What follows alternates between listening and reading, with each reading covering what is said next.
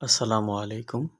প্রিয় চাকরিপ্রার্থী ভাই বোনেরা, আপনারা হয়তো ইতিমধ্যেই জানতে পেরেছেন অথবা আপনাদের ফোনে অলরেডি মেসেজ চলে গিয়েছে যে প্রাণী সম্পদ অধিদপ্তরের অফিস সহকারী কাম কম্পিউটার মুদ্রাক্ষরিক এই যে ২য় নং সিরিয়ালে যে পোস্টটা দেখতে পাচ্ছেন, এই পোস্টের পরীক্ষার জন্য অ্যাডমিট কার্ড অলরেডি প্রকাশ পেয়েছে। ২ মে ২০২৫ রোজ শুক্রবার সকাল ১০টা থেকে ১১টায় এই পরীক্ষাটা অনুষ্ঠিত হবে। এবার দেখে নেই কিভাবে অ্যাডমিট ডাউনলোড দিবেন। অন্যান্য চাকরি পরীক্ষার মেসেজের ক্ষেত্রে এখানে একটা লিঙ্ক দেওয়া থাকে এবং সেখানে ক্লিক করলে আপনি সেখান থেকে ডাউনলোডটা সহজেই করতে পারেন। কিন্তু এখানে দেখুন কোনো লিঙ্ক দেয়া নেই, যার কারণে আপনাকে এই যে job.dls.gov.bd এখানে এই লিঙ্কটা আপনাকে Google Chrome-এ গিয়ে এটা লিখে সার্চ দিতে হবে। Google Chrome-এ গিয়ে এটা লিখে সার্চ দেওয়ার পরে আপনাকে প্রবেশপত্রে নিয়ে যাবে। এই প্রবেশপত্র লেখার উপর যখন ক্লিক করবেন তখন একটা পোর্টাল আসবে। পোর্টালে আপনাকে চাইবে মোবাইল নম্বর অথবা আবেদন নম্বর। আপনি আবেদন করার সময় যেই মোবাইল নাম্বারটা দিয়েছিলেন ওইটা টাইপ করবেন এবং সার্চ বাটনে ক্লিক করবেন। এরপর দেখতে পাবেন আপনার অ্যাডমিট কার্ডটা চলে আসছে এবং লেখা উঠবে এখানে যে প্রিন্ট নাও। প্রিন্ট নাওতে ক্লিক করলেই আপনার ফাইলে নিয়ে যাবে। এখান থেকে সেভ করবে, অ্যাডমিট অটোমেটিক ডাউনলোড হয়ে যাবে। সার্কুলারটা একটু দেখে নিই।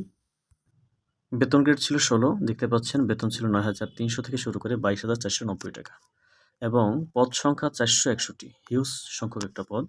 আপনি যখন আবেদন করেছিলেন আবেদনের জন্য আপনার শর্ত ছিল উচ্চ মাধ্যমিক সার্টিফিকেট, পাশাপাশি কম্পিউটার মুদ্রাক্ষরের সর্বনিম্ন দক্ষতার গতি প্রতি মিনিটে ইংরেজি ২০ শব্দ ও বাংলা ২০ শব্দ। অর্থাৎ কম্পিউটার রিলেটেড পোস্ট, যেহেতু আপনাকে অবশ্যই কম্পিউটার বিষয়ে জানতে হবে এবং এ বিষয়ে মোটামুটি দক্ষ হতে হবে। একই পোস্টের বিগত পরীক্ষার অভিজ্ঞতার আলোকে দেখা যায় পরীক্ষাটা হবে ১ ঘন্টা, পূর্ণমান ৭০, বাংলা ২০, ইংরেজি ২০, গণিতে ১৫, সাধারণ জ্ঞানে ১৫। এখানে সাধারণ জ্ঞানে ১৫-এর মধ্যে আপনাকে কম্পিউটার বিষয়ে কিছু প্রশ্ন করা হবে।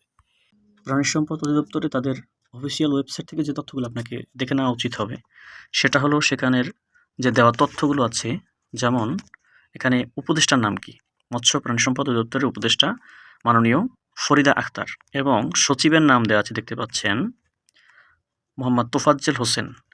আর একটা জিনিস যেটা মহাপরিচালকের নাম আপনি দেখতে পাচ্ছেন মোহাম্মদ আবু সুফিয়ান।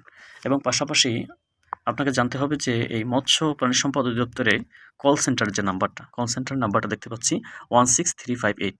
এখান থেকে এতটুকু তথ্য জানলে প্রাণী সম্পদ অধিদপ্তরের প্রতিষ্ঠাকালীন ইতিহাস যদি একটু দেখি, এটা মূলত প্রথম শুরু হয়েছিল ব্রিটিশ আমলে।